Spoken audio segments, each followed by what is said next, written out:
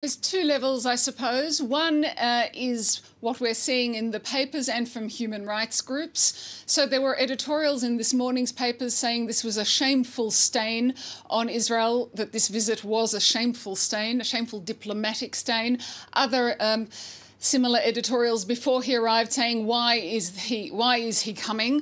And today, when he went to Yad Vashem, the Holocaust Memorial, one of the radio stations was saying Hitler's cousin, which is how he referred to himself, Hitler's cousin at Yad Vashem at a Holocaust Memorial. So that's the criticism. He is a controversial leader, as we know. Wherever he goes, he receives criticism. That's what he's been receiving in Israel.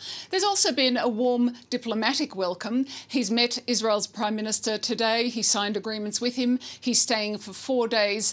He's meeting Israel's president. So on that level, he's also heading a delegation of 400 people. That includes 150 business leaders, 7 members of his cabinet, his defense minister. They're having special meetings with Israeli police showing them the latest equipment that they have.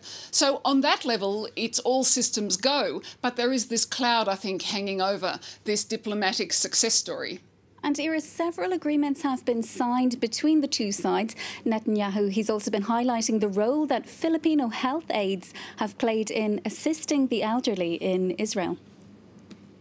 That's right. There are an enormous amount, something like 30,000 Filipinos living in Israel. Usually they get visas for 5 years, but I saw some of them last night when 1,200 turned out to meet President Duterte, to greet him, to welcome him, to cheer him on. I cannot tell you how often I heard the words, we love our president. So those 1,200 people, some of them have been here for 25 years, and they are caregivers. That's the only visas they're allowed.